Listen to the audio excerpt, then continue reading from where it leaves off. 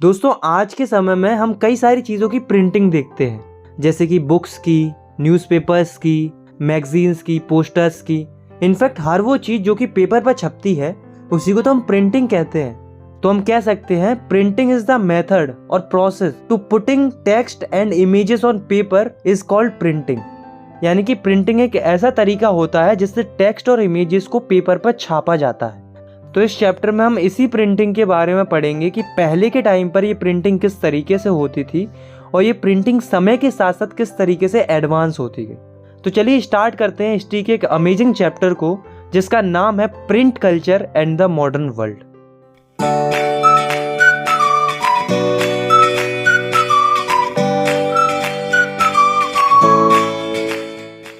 पहला टॉपिक है हमारा द फर्स्ट प्रिंटेड बुक। दोस्तों शुरुआती समय में यानी कि आज से बहुत साल पहले प्रिंटिंग की शुरुआत होती है और ये प्रिंटिंग की शुरुआत होती है ईस्ट एशिया से। ईस्ट एशिया में भी 3 देशों से, चाइना, जापान और कोरिया। दोस्तों उस समय पर इन देशों में हैंड प्रिंटिंग चलती थी, मतलब हाथों से ही छपाई होती थी।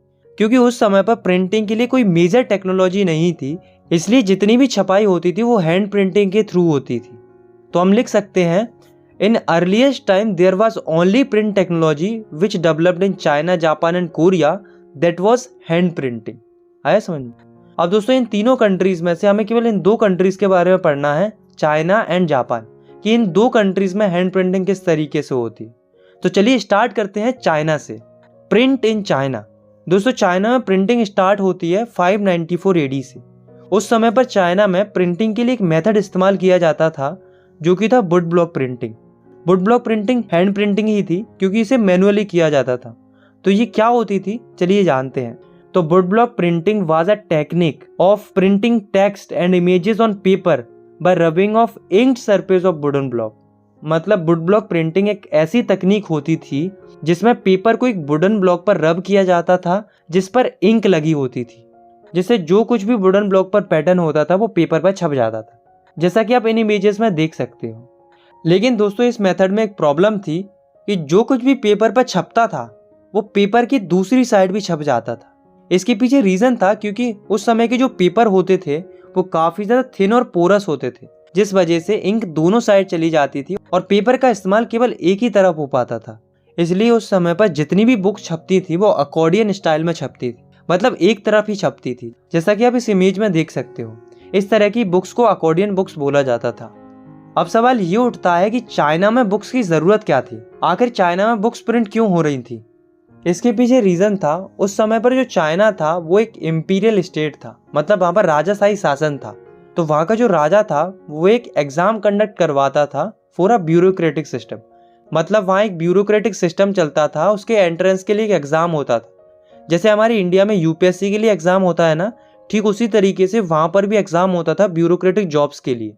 तो बहुत सारे चाइनीज एस्पिरेंट इस एग्जाम के लिए पढ़ाई करते थे और ऑब्वियस सी बात है जब वो पढ़ाई करते थे तो उसके लिए उन्हें टेक्स्ट बुक की जरूरत होती थी। इसलिए जो है चाइना में बहुत ही vast number of printed materials का छपना स्टार्ट हो गया था और 16th सेंचुरी तक आते आते जैसे जैसे नंबर ऑफ एस्पिरेंट्स बढ़ते गए वैसे वैसे चाइना में प्रिंटेड मटेरियल्स का छपना और ज्यादा बढ़ता गया। धीरे धीरे 17th सेंचुरी तक आते आते चाइना में अर्बन कल्चर बूम करने लगता है, यानी कि शहरीकरण होने लगता है। मतलब गांव के लोग शहरों की तरफ बढ़ने लगते हैं, जिस वजह से प्रिंट चाइना में और भी ज्यादा डाइवर्सिफाइड हो जाता है। प्रिंट का इस्तेमाल केवल स्कॉलर ऑफिशियल्स ही नहीं कर रहे थे, बल्कि कई सारे मर्चेंट्स ने भी ट्रेड इंफॉर्मेशन को कलेक्ट करने के लिए भी प्रिंट का इस्तेमाल करना शुरू कर दिया था। और जैसे जैसे समय निकलता गया वैसे वैसे चाइनीज लोगों का रीडिंग में भी इंटरेस्ट बढ़ने लगा था। अब जो रीडिंग थी वो एक शौक बन गया था, यानी कि एक लेसर एक्टिविटी बन गई थी। इसलिए चाइना के जो नए नए रीडर्स थे वो अपनी प्रेफरेंसेस देना शुरू कर देते हैं अलग अलग बुक्स के लिए, जैसे कि फिक्शनल नैरेटिव्स के लिए, पोइट्रीज के लिए, ऑटोबायोग्राफीज के लिए, एंथोलॉजीज के लिए, रोमांटिक प्लेस के लिए। इसलिए इस तरह की बुक्स का भी प्रोडक्शन बढ़ने लगा था। और तो और दोस्तों जो अमीर महिलाएं थी चाइना की वो भी किताबों को पढ़ना शुरू कर देती है और कई महिलाएं तो अपनी पोइट्रीज को, प्लेस को, बायोग्राफीज को छपवाना भी शुरू कर देती है। लेकिन दोस्तों अभी तक जितनी भी छपाई हो रही थी वो हैंड प्रिंटिंग के थ्रू ही हो रही थी, क्योंकि अभी भी मैकेनिकल प्रिंटिंग नहीं आई थी। लेकिन दोस्तों लेट 19th सेंचुरी में चाइना में मैकेनिकल प्रिंटिंग आ जाती है और ये मैकेनिकल प्रिंटिंग आती है वेस्टर्न कंट्री से, यानी कि यूरोप से। और जैसे ही मैकेनिकल प्रिंटिंग चाइना में आती है वैसे ही प्रिंटेड मटेरियल का प्रोडक्शन और तेजी से बढ़ने लगता है और देखते ही देखते शंघाई जो है वो एक न्यू प्रिंट कल्चर का हब बन जाता है। तो देखा आपने, जहाँ 19वीं सेंचुरी से पहले चाइना में हैंड प्रिंटिंग चलती थी, वहीं 19वीं सेंचुरी के बाद चाइना में मैकेनिकल प्रिंटिंग आ जाती है। Print in Japan. अभी तक हमने देखा कि चाइना में प्रिंट की शुरुआत कैसे हुई थी, लेकिन अब हम देखेंगे कि जापान में कैसे प्रिंट की शुरुआत होती है। तो अराउंड 768-770 एडी बहुत सारे बुद्धिस्ट मिशनरी ट्रैवल करते हैं चाइना से जापान, और ये अपने साथ ले जाते हैं हैंड प्रिंटिंग टेक्निक। अब इससे हुआ क्या कि जापान में भी हैंड प्रिंटिंग स्टार्ट हो जाती है, और इसी हैंड प्रिंटिंग टेक्निक की मदद से जापान में एक पहली बुक छपती है जिसका नाम था डायमंड सूत्रा। डायमंड सूत्रा जापान की सबसे पुरानी प्रिंटेड बुक थी। इस बुक को लगभग 1868 एडी में पब्लिश किया गया था। इस बुक के अंदर 6 शीट्स थी जिन पर कई सारे टेक्स्ट और वुडकट इलस्ट्रेशन थे। अब आप इस इमेज को देखो, ये डायमंड सूत्रा के एक पेज की इमेज है जो कि हमारी एनसीईआरटी में भी इंक्लूडेड है। अब धीरे धीरे क्या होता है, जापान में भी प्रिंट डाइवर्सिफाइड होने लगता है। जो टेक्सटाइल थे, प्लेइंग कार्ड्स थे, पेपर मनी थी, इनके ऊपर भी छपाई होने लगती है। इन मिडिएबल जापान यानी कि लगभग 13वीं सेंचुरी से 15वीं सेंचुरी का जो पीरियड था, उसमें कई सारे पोइट्स और प्रोस राइटर्स भी अपनी बुक्स को रेगुलरली पब्लिश करने लगते हैं, जिस वजह से बुक्स का अमेंडेंट मार्केट में बढ़ने लगता है और बुक्स की कीमतें भी कुछ हद तक सस्ती हो जाती हैं। और अब धीरे धीरे क्या होता है, जापान में विजुअल मटेरियल्स की भी प्रिंटिंग स्टार्ट हो जाती है, यानी कि पेंटिंग वगैरह भी छपना शुरू हो जाती है। लेट 18वीं सेंचुरी तक आते आते जापान में एक सिटी थी ईडो, जिसे आज के समय में हम टोक्यो के नाम से जानते हैं। उसमें अलग अलग पेंटिंग छपने लगती है जो कि अर्बन कल्चर को डिपिक्ट करती थी। तो इस तरीके से जो जापान की लाइब्रेरीज थी और बुक स्टोर्स थे वो पूरी तरीके से भर जाते हैं हैंड प्रिंटेड मटेरियल से। अब दोस्तों हमें एक व्यक्ति के बारे में पढ़ना है जिनका नाम था किटागावा उटामारू। इनका जन्म 1753 में ईडो में हुआ था। ये एक फेमस जापानीज आर्टिस्ट थे। इन्होंने क्या किया था, अलग अलग पेंटिंग्स बनाई थी। जैसे कि कुछ पिक्चर्स इन्होंने फ्लोटिंग वर्ल्ड को डिपिक्ट करते हुए बनाई थी, मतलब हम वर्ल्ड को किस नजरिए से देखते हैं इस आधार पर। और कुछ इन्होंने बनाई थी ऑर्डिनरी ह्यूमन एक्सपीरियंस को डिपिक्ट करते हुए, मतलब आम लोग कैसे अपना जीवन जीते हैं। तो इस तरीके की जो आर्ट फॉर्म होती है उसे उकियो बोला जाता है। सेकेंड टॉपिक है हमारा प्रिंट कम्स टू यूरोप। इस टॉपिक में हम देखेंगे कि प्रिंट की शुरुआत यूरोप में कैसे होती है। तो जैसा कि हमने पिछले चैप्टर्स में पढ़ा था कि पुराने समय में कई सारे सिल्क रूट्स हुआ करते थे जिसके थ्रू ट्रेड होता था। तो इन्हीं सिल्क रूट के जरिए चाइना से सिल्क और मसाले ही ट्रेवल नहीं करते थे, बल्कि इनके साथ साथ पेपर भी ट्रेवल करता था चाइना से यूरोप में। तो इस तरीके से पेपर भी यूरोप में पहुंचता था, जिस वजह से होता क्या है कि यूरोप में मैन्युस्क्रिप्ट्स बनने लगती हैं, यानी कि हाथों से लिखने वाली किताबें बनने लगती हैं, क्योंकि उस समय पर यूरोप में प्रिंटिंग की टेक्नोलॉजी नहीं आई थी, बस पेपर आ गया था। तो अब सवाल ये उठता है कि प्रिंट की टेक्नोलॉजी आखिर यूरोप में आती कैसे है। तो इटली के एक फेमस एक्सप्लोरर थे जिनका नाम था मार्को पोलो। वो कई सालों से चाइना को एक्सप्लोर कर रहे थे, मतलब चाइना की छानबीन कर रहे थे, कई सारी चीजें सीख रहे थे। ऐसे ही वो चाइना में प्रिंटिंग की टेक्नोलॉजी सीखते हैं। तो 1295 में जब वो चाइना को एक्सप्लोर करने के बाद वापस इटली आते हैं तो वो अपने साथ हैंड प्रिंटिंग टेक्निक लाते हैं, या हम कह सकते हैं वो वुड ब्लॉक प्रिंटिंग टेक्निक लाते हैं। तो इससे होता क्या है, इसी वुड ब्लॉक प्रिंटिंग टेक्निक की मदद से इटली में भी कई सारी बुक्स का प्रिंट होना शुरू हो जाता है। अब दोस्तों उस समय के जो रिच पीपल थे जिन्हें अरिस्टोक्रेट्स बोला जाता था, मतलब जो राजा के करीबी लोग थे, वो इन प्रिंटेड बुक्स को खरीदना प्रेफर नहीं कर रहे थे, क्योंकि प्रिंटेड बुक्स की पेपर क्वालिटी कमज़ोर होती थी और ये बुक्स सस्ती होती थी। इसलिए वो ये सोच रहे थे कि अगर उन्होंने इन बुक्स को खरीदा तो उनका स्टैंडर्ड गिर जाएगा। इसलिए इनके लिए एक स्पेशल टाइप ऑफ पेपर पर मैन्युस्क्रिप्ट्स लिखी जाती थी जिन्हें बेलम बोला जाता था। बेलम ऐसे पेपर होते थे जिन्हें जानवरों की स्किन से बनाया जाता था, इसलिए ये एक्सपेंसिव होते थे। वहीं जो स्टूडेंट्स थे और मर्चेंट्स थे वो इन हैंड प्रिंटेड बुक्स के आने से बहुत खुश थे, क्योंकि ये बुक्स सस्ती थी, इसलिए ये इजीली अफोर्ड कर पा रहे थे। लेकिन दोस्तों ये जो हैंड प्रिंटिंग टेक्निक आई थी वो अभी भी यूरोप में इतनी ज़्यादा पॉपुलर नहीं हुई थी, जिस वजह से बुक्स की डिमांड ज़्यादा थी और सप्लाई कम थी यूरोप के अंदर। तो जो बुक सेलर थे, मतलब किताबें बेचने वाले लोग थे, वो स्क्राइब्स को हायर करने लगते हैं। स्क्राइब्स वो लोग होते हैं जो हाईली स्किल्ड राइटर्स होते हैं, जो एक मैन्युस्क्रिप्ट्स को कॉपी कर कई सारी मैन्युस्क्रिप्ट्स बनाते हैं हाथों से लिखकर। लेकिन दोस्तों इतना सब कुछ करने के बावजूद भी जो हैंड रिटन मैन्युस्क्रिप्ट्स थी वो किताबों की बढ़ती डिमांड को पूरा नहीं कर पा रही थी। इसके पीछे रीज़न थे, एक तो मैन्युस्क्रिप्ट्स को लिखना बहुत ज़्यादा टाइम कंज्यूमिंग था, क्योंकि आप खुद ही सोचो कि एक एक करके किताबों को कॉपी कर लिखना कितना ज़्यादा टाइम कंज्यूमिंग हो सकता है। दूसरा रीज़न ये था कि जो कॉपी करने वाले लोग होते थे यानी कि स्क्राइब्स होते थे, वो बहुत ज़्यादा कीमत चार्ज करते थे मैन्युस्क्रिप्ट्स को लिखने के लिए। वहीं दूसरी ओर क्या होता है, जो मार्को पोलो द्वारा लाई गई हैंड प्रिंटिंग टेक्निक थी वो पूरे यूरोप में फैलना शुरू हो जाती है। तो ऐसे में जो बुक सेलर थे उन्हें एक अल्टरनेटिव मिल जाता है हैंड प्रिंटिंग के रूप में। और अब जो बुक्स का प्रोडक्शन था वो इसी वुड ब्लॉक प्रिंटिंग टेक्निक से होने लगता है। लेकिन दोस्तों वुड ब्लॉक प्रिंटिंग भी कुछ ही हद तक बुक्स की डिमांड को पूरा कर पाती है, क्योंकि वुड ब्लॉक प्रिंटिंग थी तो हैंड प्रिंटिंग ही ना। इसलिए अभी भी बहुत ज़्यादा रिक्वायरमेंट थी एक ऐसी टेक्नोलॉजी की जिसको मैनेज करना बहुत सस्ता हो और जिससे प्रिंटिंग जल्दी हो सके। तो इस समस्या का हल लेकर आते हैं एक जर्मनी के व्यक्ति जिनका नाम था जॉन गुटेनबर्ग। ये क्या करते हैं, 1930s में दुनिया की पहली मैकेनिकल प्रिंटिंग प्रेस का आविष्कार करते हैं। अब ये थे कौन, इन्होंने ये कैसे किया था, चलिए जानते हैं। Gutenberg and the printing press. दोस्तों जो गुटेनबर्ग थे वो जर्मनी में रहने वाले एक नागरिक थे जो कि एक मर्चेंट के बेटे थे। इनके बहुत बड़े बड़े एग्रीकल्चरल फार्म थे ऑलिव और ग्रेप्स के। तो ये बचपन से ही वाइन प्रेसेस और ऑलिव प्रेसेस को देखते हुए आ रहे थे, मतलब ये ऐसी मशीनों को देखते हुए आ रहे थे जिनसे ऑलिव या ग्रेप्स को प्रेस किया जाता था। इसलिए इन्हें पूरा आइडिया था कि एक नॉर्मल प्रेस कैसे काम करती है। इसके अलावा दोस्तों जो गुटेनबर्ग थे वो एक मास्टर गोल्ड स्मिथ भी बन जाते हैं, मतलब एक अच्छे और परिपक्व सुनार भी बन जाते हैं। इसलिए इन्हें पूरी नॉलेज थी कि ज्वेलरीज को कैसे आकार दिया जाता है। तो ये अपनी इन्हीं दो नॉलेज का यूज़ करके पहली प्रिंटिंग प्रेस को डेवलप करते हैं। अब ये प्रेस दिखती कैसी थी वो हम इस डायग्राम से समझते हैं। तो ये थी जॉन गुटेनबर्ग की पहली प्रिंटिंग प्रेस। इसमें ऊपर की साइड एक बड़ा सा स्क्रू दिया हुआ था और उस पर एक हैंडल था। इस हिस्से को प्लेटन बोला जाता था और इसको प्रिंट ब्लॉक बोला जाता था, जिस पर पेपर को रखा जाता था और हैंडल को घुमाकर उस पर प्रिंट किया जाता था। तो ये नॉर्मल सा मैकेनिज्म था इस प्रिंटिंग प्रेस का। अब दोस्तों अब आप इस प्लेटन को देखो, इसको अगर हम बॉटम से देखेंगे तो ये कुछ इस तरीके से दिखाई देगा। तो इसमें अलग अलग अल्फाबेटिकल माउल्ड्स का इस्तेमाल किया गया था जिन्हें हम मूव कर सकते थे, मतलब अरेंज कर सकते थे, जिससे जो कुछ भी प्रिंट चाहिए होता था वो आसानी से लिया जा सकता था। इसमें थोड़ी बहुत कमियां थी, बट 1448 तक आते आते गुटेनबर्ग अपनी प्रिंटिंग प्रेस को पूरी तरीके से तैयार कर लेते हैं। और इस प्रिंटिंग की मदद से जो पहली बुक छपी थी उसका नाम था बाइबल। बाइबल की 3 सालों में लगभग 180 कॉपीज प्रोड्यूस की जाती। अगर हम उस समय को ध्यान में रखकर बात करें तो ये बाकी प्रिंटिंग की फील्ड में एक बहुत बड़ा अचीवमेंट था।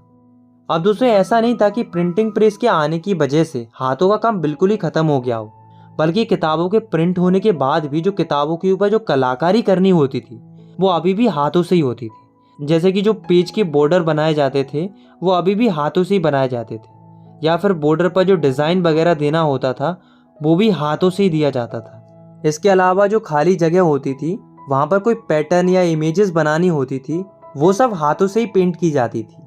1550 तक आते आते जो प्रिंटिंग प्रेस की टेक्नोलॉजी थी वो धीरे धीरे पूरे यूरोप में फैल जाती है। इससे होता क्या है कि बुक्स का प्रोडक्शन बूम कर जाता है। मतलब जहाँ मिड 15th सेंचुरी में बुक्स का प्रोडक्शन 20 मिलियन था, बाई मिड 16th सेंचुरी तक आते आते बुक्स का प्रोडक्शन 200 मिलियन हो जाता है। तो ये जो शिफ्ट हुआ था हैंड प्रिंटिंग से मैकेनिकल प्रिंटिंग में, इसी को बोला जाता है प्रिंट रेवोल्यूशन। मतलब मैकेनिकल प्रिंटिंग के आने के बाद प्रिंट रेवोल्यूशन की शुरुआत हो चुकी थी। थर्ड टॉपिक है हमारा the print revolution and its impact. मतलब इस टॉपिक में हम जानेंगे कि जो प्रिंट रेवोल्यूशन आया था उससे सोसाइटी के ऊपर क्या इम्पैक्ट पड़ा। A new reading public. दोस्तों अगर हम पुराने समय की बात करें, यानी कि प्रिंट रेवोल्यूशन से पहले किताबें पढ़ने का अधिकार केवल अलाइट लोगों के पास होता था, मतलब राजाशाही या अमीर लोगों के पास होता था। इसके पीछे 2 रीज़न थे। पहला कि उस समय पर यही लोग पढ़े लिखे होते थे, इसलिए यही लोग किताबों को समझ पाते थे। दूसरा, ये लोग काफ़ी ज़्यादा रिच होते थे, इसलिए ये इजीली अफोर्ड कर पाते थे इन किताबों को। वही जो कॉमन सिटीजन थे, मतलब आम लोग थे, वो एक तो बहुत कम पढ़े लिखे होते थे, मतलब इलिटरेट होते थे। दूसरा, ये लोग बहुत ज़्यादा गरीब होते थे, इसलिए ये किताबों को अफोर्ड नहीं कर पाते थे। इसी कारण से ये लोग ओरल कल्चर को फॉलो करते थे, मतलब केवल सुनते थे। बड़ी बड़ी गैदरिंग्स वगैरह होती थी जिसमें एक व्यक्ति नरेट करता था और बाकी लोग केवल सुनते थे। लेकिन फिर क्या होता है, प्रिंट रेवोल्यूशन आता है, जिस वजह से मार्केट में किताबों के दाम गिर जाते हैं। जिस वजह से होता क्या है कि जो कॉमन पीपल थे वो भी किताबों को ईजिली अफोर्ड कर सकते थे। लेकिन अभी भी जो कॉमन लोग थे वो ये सोच रहे थे कि वो किताबों को क्यों खरीदे जब वो पढ़ी लिख नहीं सकते।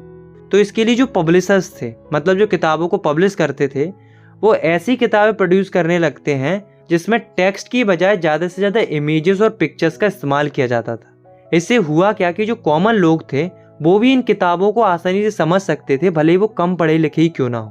तो इससे होता क्या है कि न्यू रीडिंग पब्लिक इमर्ज होती है, मतलब जो हियरिंग पब्लिक थी वो ग्रेजुअली रीडिंग पब्लिक में चेंज हो जाती है।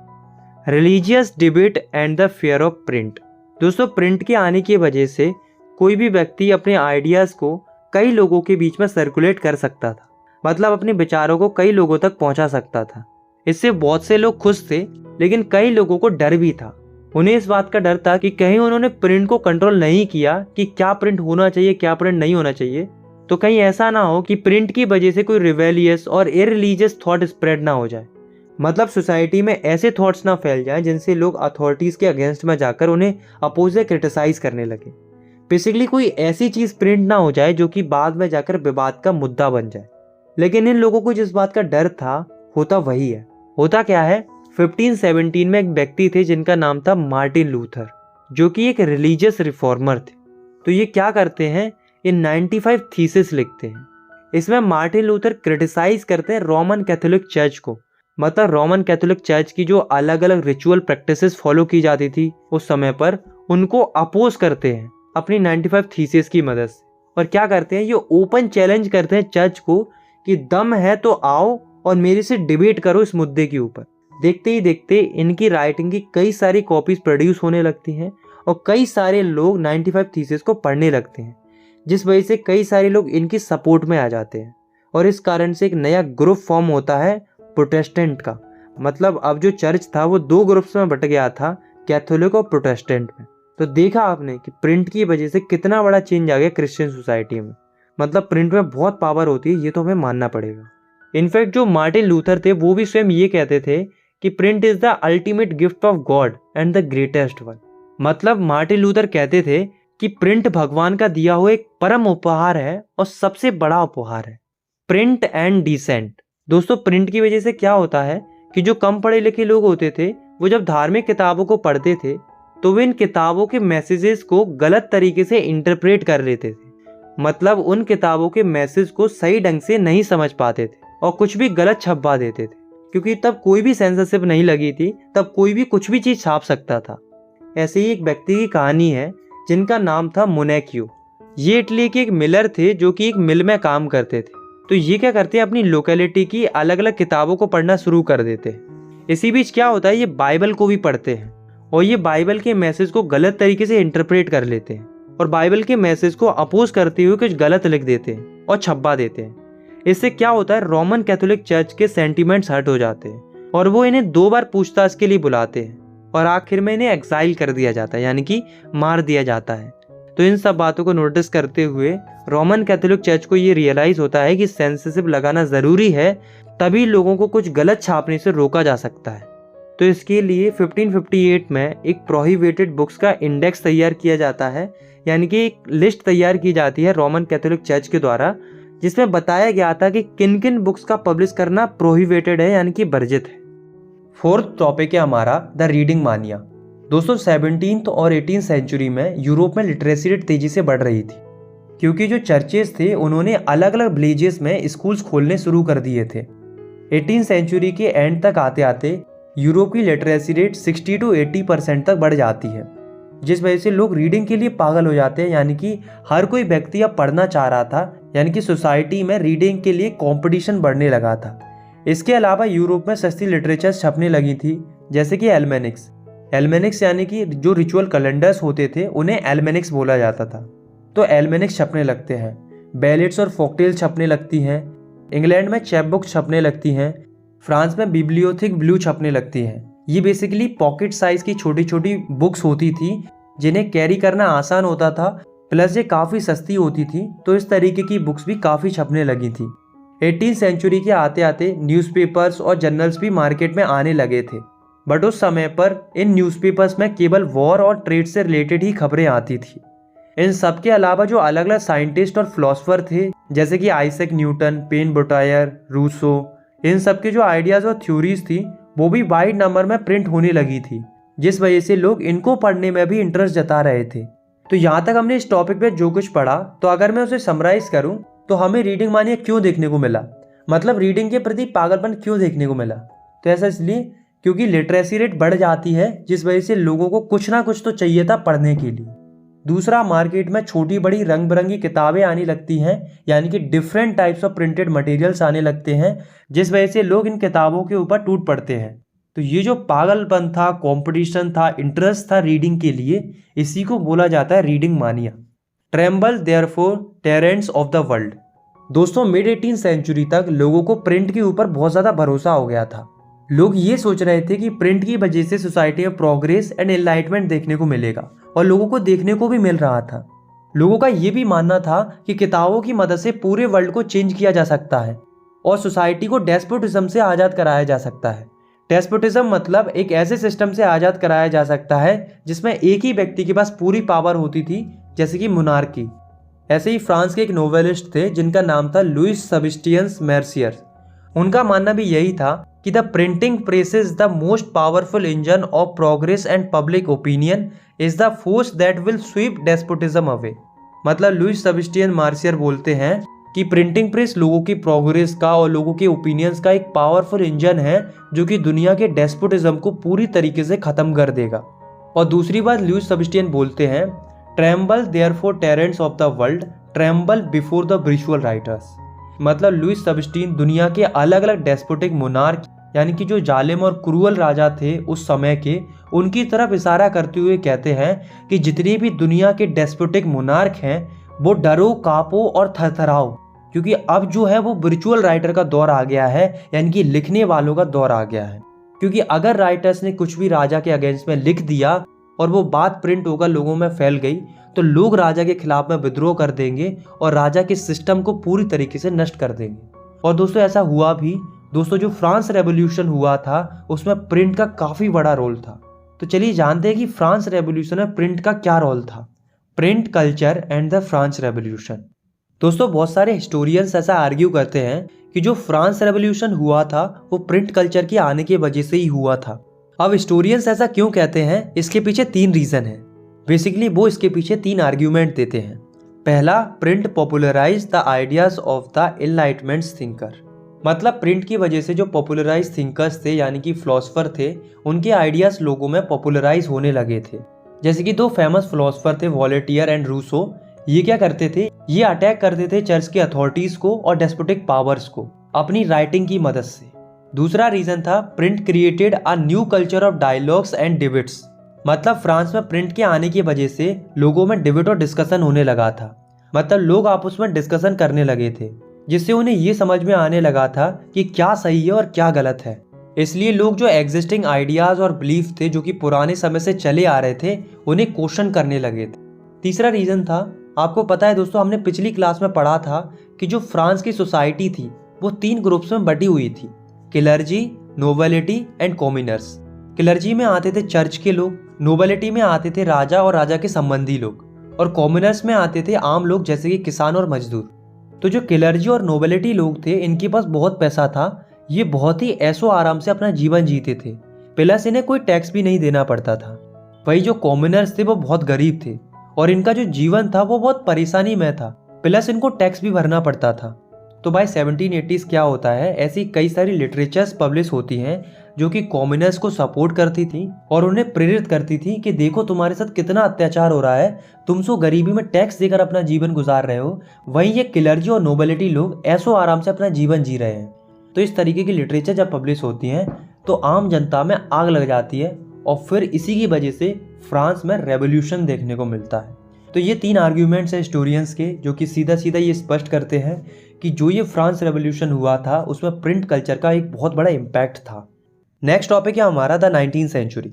इस टॉपिक में हम देखेंगे कि 19th सेंचुरी में प्रिंट कल्चर किस तरीके से फैलता है और क्या क्या चेंजेस होते हैं। तो दोस्तों 19th सेंचुरी में लिटरेसी रेट तेजी से बढ़ रही थी, जिस वजह से न्यू रीडर्स इमर्ज हो रहे थे।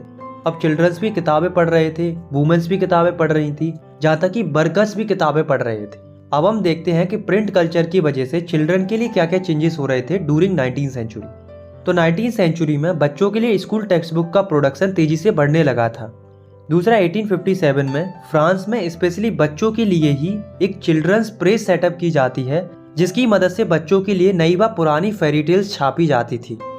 तीसरा, जर्मनी में 2 भाई थे जिनको ग्रिम्स ब्रदर्स बोला जाता है। तो ये क्या करते थे, ये अलग अलग ट्रेडिशनल फॉकटेल्स को इकट्ठा करते थे और बच्चों के लिए स्पेशल एडिशंस तैयार करते थे। और तो और दोस्तों, जो अनसुटेबल चीज़ें होती थी बच्चों के लिए, जैसे कि कोई वल्गर कंटेंट हो गया, तो ऐसी चीज़ों का एलाइट लोग विशेष तौर पर ध्यान रखते थे कि बच्चों के लिए कोई ऐसी चीज़ प्रिंट नहीं होनी चाहिए जो कि बच्चों के लिए अनसुटेबल हो। तो बच्चों के कंटेस्ट में 19वीं सेंचुरी में यही सब देखने को मिल रहा था। तो अब हम देखते हैं कि 19वीं सेंचुरी में वुमेन्स के लिए क्या हो रहा था। तो 19वीं सेंचुरी में वुमेन्स रीडर्स भी थी और राइटर्स भी थी, मतलब किताबें पढ़ती भी थी और किताबें लिखती भी थी। 19वीं सेंचुरी में स्पेशली महिलाओं के लिए ऐसी मैगजीन छपती थी जो कि बिहेवियर और हाउस कीपिंग को दर्शाती थी, मतलब महिलाओं को घरों में कैसे कामकाज करने चाहिए और कैसे रहना चाहिए। इस आधार पर कई सारी मैगजीन छपती थी जो कि महिलाओं को बहुत पसंद आती थी। इन सब के अलावा 19वीं सेंचुरी में कई सारी महिलाएं नोवेलिस्ट राइटर्स भी रही थी, यानी कि बहुत फेमस किताबें लिखने वाली महिलाएं भी थी, जैसे कि Jane Austen, the Bronte sister, George Eliot. तो ये फेमस नोवेलिस्ट राइटर्स थी उस समय की, जिन्होंने बहुत अच्छी नोवेल लिखी थी। तो 19वीं सेंचुरी में महिलाओं का एक नया रूप देखने को मिला जो कि विल, स्ट्रेंथ और डिटर्मिनेशन से भरा हुआ था। तो अब हम देखते हैं कि वर्कर्स का क्या सीन था 19वीं सेंचुरी में। तो वर्कर्स के लिए कई सारी लैंडिंग लाइब्रेरीज आ चुकी थी। लैंडिंग लाइब्रेरीज मतलब ऐसी लाइब्रेरीज आ चुकी थी जो कि किताबें किराए पर देती थी। इससे होता क्या है कि जो गरीब लोग थे, जो कि किताबें अफोर्ड नहीं कर सकते थे, जैसे कि वाइट कॉलर वर्कर्स हो गए, आर्टिसंस हो गए, लोअर मिडिल क्लास पीपल हो गए, तो ये लोग भी किताबें रेंट पर लेकर किताबें पढ़ सकते थे। तो इससे होता क्या है कि जो वर्कर्स थे वो सेल्फ एजुकेटेड होने लगते हैं, मतलब स्वयं से पढ़ने लिखने लगते हैं।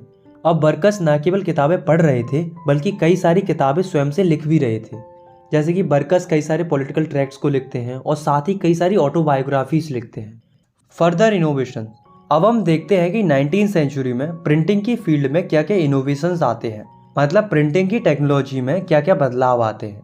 तो जैसा कि आपको पता है कि पहली मैकेनिकल प्रिंटिंग प्रेस कौन सी थी, जो कि गुटनबर्ग ने बनाई थी, यानी कि गुटनबर्ग प्रिंटिंग प्रेस, जो कि बहुत पहले बनकर तैयार हो गई थी। लेकिन 19वीं सेंचुरी में क्या होता है, कई और तरह की प्रिंटिंग प्रेस इन्वेंट होती है, जैसे कि न्यूयॉर्क के एक व्यक्ति थे जिनका नाम था रिचार्ड एम हुई, जो कि एक सिलेंड्रिकल प्रेस को इन्वेंट करते हैं, जो कि पावर ड्रिवन थी, यानी कि बिजली से चलने वाली थी। इस प्रेस की खास बात ये थी कि ये प्रेस इतनी फास्ट थी कि इससे 1 घंटे में लगभग 8000 कॉपीज प्रिंट की जा सकती थी। इसी तरीके से एक और प्रेस इन्वेंट होती है जो कि थी ऑफसेट प्रेस। इस प्रेस की खास बात ये थी कि इससे एक ही बार में 6 कलर प्रिंट किए जा सकते थे। और तो और दोस्तों, 20वीं सेंचुरी तक आते आते लगभग सारी प्रिंटिंग प्रेस इलेक्ट्रिकली ऑपरेटेड हो जाती है, यानी कि बिजली से चलने वाली प्रेसेस में बदल जाती है। प्रिंटिंग प्रेसेस के अलावा भी कई और चीज़ों में भी बदलाव देखने को मिलता है, जैसे कि पेपर फीडिंग में इम्प्रूवमेंट आता है, प्रेस की प्लेट की क्वालिटी इम्प्रूव होती है। इसके अलावा ऑटोमेटिक पेपर रील इंट्रोड्यूस होती है, फोटो इलेक्ट्रिक कंट्रोल इंट्रोड्यूस होता है, किताबों के लिए जैकलेट्स आने लगती हैं, यानी कि कवर्स आने लगते हैं। इस तरह की और भी कई सारी चीज़ें डेवलप होती हैं। नेक्स्ट टॉपिक है हमारा India and the world of print. इस टॉपिक में हम जानेंगे कि प्रिंट की शुरुआत इंडिया में कैसे होती है और कब होती है, और हम ये भी जानेंगे कि प्रिंट के आने से पहले इंडिया में किस तरीके से राइटिंग होती थी। Manuscripts before the age of print. तो दोस्तों, हमारी इंडिया में प्रिंट के आने से पहले मैन्युस्क्रिप्ट्स लिखी जाती थी, मतलब हाथों से किताबें लिखी जाती थी, जो कि कई सारी अलग अलग वर्नाकुलर लैंग्वेजेस में होती थी, जैसे कि Arabic and Sanskrit. In manuscripts को लिखने के लिए पाम लीव्स और हैंडमेड पेपर्स का इस्तेमाल किया जाता था। और तो और दोस्तों, मैन्युस्क्रिप्ट्स को लंबे समय तक प्रिजर्व करने के लिए उन पर वुडन कवर्स चढ़ाए जाते थे, या फिर मैन्युस्क्रिप्ट्स के सारे पेपर्स को एक साथ स्टिच कर दिया जाता था, यानी कि सिल दिया जाता था। पर दोस्तों, इंडिया की जो मैन्युस्क्रिप्ट्स होती थी उनमें कई सारी कमियां भी थी, यानी कि कई सारी लिमिटेशंस भी थी, जैसे कि मैन्युस्क्रिप्ट्स बहुत ज़्यादा एक्सपेंसिव होती थी, प्लस बहुत ज़्यादा फर्गाइल होती थी, यानी कि बहुत ज़्यादा नाजुक होती थी, इसलिए इन्हें संभालना बड़ा मुश्किल होता था। दूसरी लिमिटेशन ये थी कि इन मैन्युस्क्रिप्ट्स को समझना और पढ़ना हर किसी के लिए आसान नहीं होता था, क्योंकि इन्हें डिफरेंट स्क्राइब्स के द्वारा डिफरेंट स्टाइल में लिखा जाता था। तो ये कुछ लिमिटेशंस थी मैन्युस्क्रिप्ट्स की, जिस वजह से मैन्युस्क्रिप्ट्स का कंसेप्ट तब तक चलता है जब तक इंडिया में प्रिंटिंग प्रेस नहीं आई थी। Print comes to India. तो अब हम ये देखते हैं कि इंडिया में प्रिंटिंग प्रेस आखिर आती कैसे है और इसे कौन लेकर आता है। तो मिड 16th सेंचुरी में कई सारे पोर्टुगीज और मिशनरी लोग गोवा आते हैं और ये अपने साथ इंडिया में पहली बार प्रिंटिंग प्रेस लेकर आते हैं। तो जैसे ही इंडिया में प्रिंटिंग प्रेस आती है वैसे ही बुक्स की प्रिंटिंग स्टार्ट हो जाती है। 1674 तक आते आते इंडिया में 50 books Konkan and Kannada language में छप जाती हैं। इसके अलावा इंडिया में जो कैथोलिक प्रीस्ट आए थे वो क्या करते हैं, इंडिया में पहली तमिल और मलयालम बुक प्रिंट करते हैं।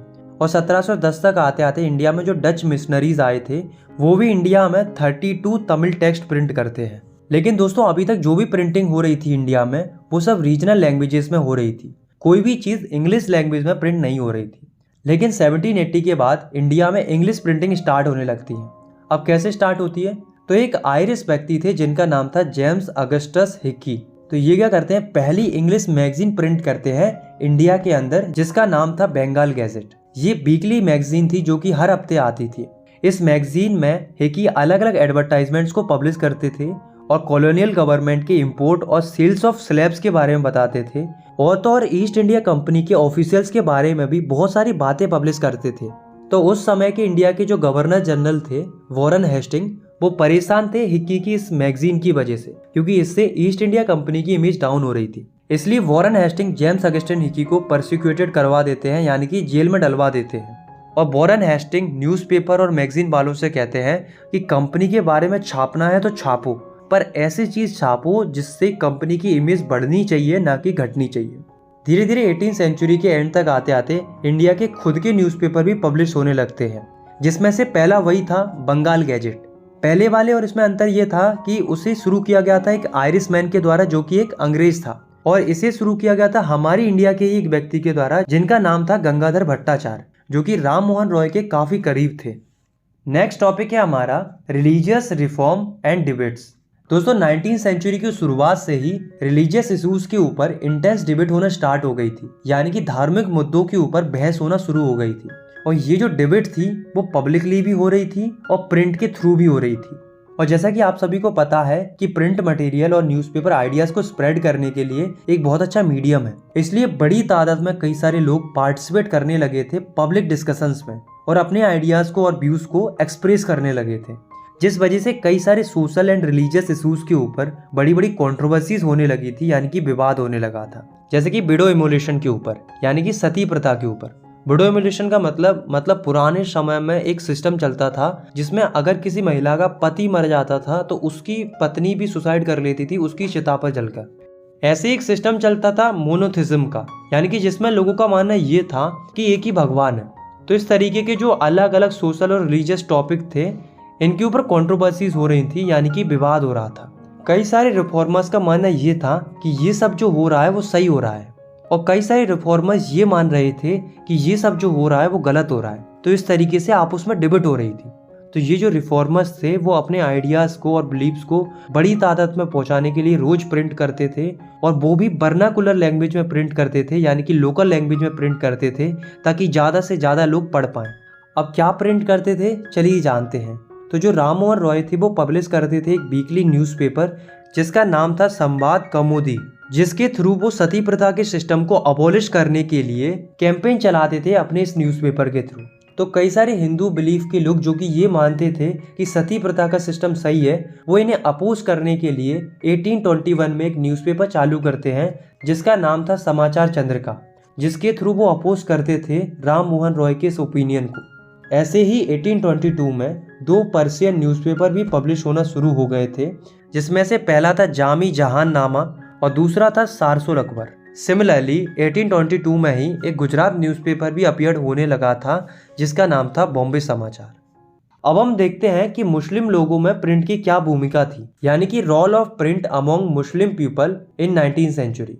तो अगर हम नॉर्थ इंडिया की बात करें तो मुस्लिम डायनेस्टी के ख़त्म होने के बाद जो मुस्लिम लोग थे वो बहुत ज़्यादा डर रहे थे। किससे डर रहे थे? कॉलोनियल गवर्नमेंट से, क्योंकि मुस्लिम्स को लग रहा था कि कहीं कॉलोनियल गवर्नमेंट उनका कन्वर्जन ना करा दे, यानी कि धर्म ना बदलवा दे, उन्हें मुस्लिम से क्रिश्चियन ना बना दे। इसलिए मुस्लिम जो है वो डर रहे थे। तो जो मुस्लिम उलेमास थे, यानी कि मुस्लिम धर्म के जो प्रचार करता थे, वो क्या करते हैं, उर्दू और पर्शियन लैंग्वेज में कई सारी होली स्क्रिप्चर्स का संवाद छापते हैं, कई सारे रिलीजियस न्यूज़पेपर छापते हैं ताकि मुस्लिम लोग अपने धर्म के प्रति जागरूक रह सकें और उन पर कॉलोनियल गवर्नमेंट का इन्फ्लुएंस ना हो सके। और तो और दोस्तों, वहीं दूसरी ओर मुस्लिम्स एक ऑर्गेनाइजेशन भी स्टार्ट करते हैं जिसका नाम था दुइबिन सेमिनरी। इसके थ्रू ये कई सारे फतवा जारी करते थे, यानी कि ऑर्डर जारी करते थे और मुस्लिम लोगों को गाइड करते थे एवरीडे लाइफ में, और साथ ही मुस्लिम लोगों को इस्लामिक डॉक्ट्रिन्स की मीनिंग भी एक्सप्लेन करते थे ताकि मुस्लिम लोग इस्लाम के अलावा किसी अन्य धर्म की तरफ आकर्षित ना हो। अब हम देखते हैं कि हिंदू लोगों में प्रिंट की क्या भूमिका थी। Role of print among Hindus people in 19th century. तो प्रिंट के पॉपुलर होने के बाद हिंदू लोगों ने भी कई सारी रिलीजियस बुक्स को पढ़ना स्टार्ट कर दिया था। मार्केट में बहुत सारी हिंदू रिलीजियस बुक्स प्रिंट होने लगी थी, वो भी वर्नाकुलर लैंग्वेज में, यानी कि लोकल लैंग्वेज में। जैसे कि 1810 में कलकत्ता में तुलसीदास जी की रामचरितमानस का पहला प्रिंटेड एडिशन प्रिंट होता है जो कि अवधी लैंग्वेज में था। इसके अलावा 1880s के बाद से कई सारे रिलीजियस टेक्स्ट के ऊपर कई सारे चीफ लिथोग्राफिक एडिशंस आने लगते हैं। ये बहुत ही ब्यूटीफुली डिज़ाइन होते थे, प्लस ये बहुत सस्ते होते थे, तो कई सारे लोग इन्हें खरीद रहे थे। और तो और दोस्तों, इंडिया में अलग अलग जगहों पर प्रिंटिंग प्रेस सेटअप होने लगी थी जो कि मुख्य रूप से रिलीजियस टेक्स्ट पर ओरिएंटेड थी, मतलब मुख्य रूप से धार्मिक किताबें ही प्रिंट करती थी। जैसे कि नवल किशोर प्रेस जो कि लखनऊ में सेटअप की गई थी, और श्री वेंकटेश्वर प्रेस जो कि बॉम्बे में सेटअप की गई थी। इस तरह की कई सारी प्रेस सेटअप होने लगती हैं, जिस वजह से जो रिलीजियस टेक्स्ट थे वो वाइडर ऑडियंस तक पहुंचने लगते हैं और लोगों के बीच में रिलीजन से रिलेटेड मुद्दों पर डिस्कशन, डिबेट्स और कंट्रोवर्सीज होने लगती हैं। और अगर हम दूसरे नज़रिए से देखें तो प्रिंट की वजह से लोग एक दूसरे के साथ कनेक्ट भी हो रहे थे। तो कहने का मतलब ये है कि प्रिंट की वजह से कई लोगों के बीच में लड़ाई भी हो रही थी और कई लोगों के बीच में दोस्ती भी हो रही थी।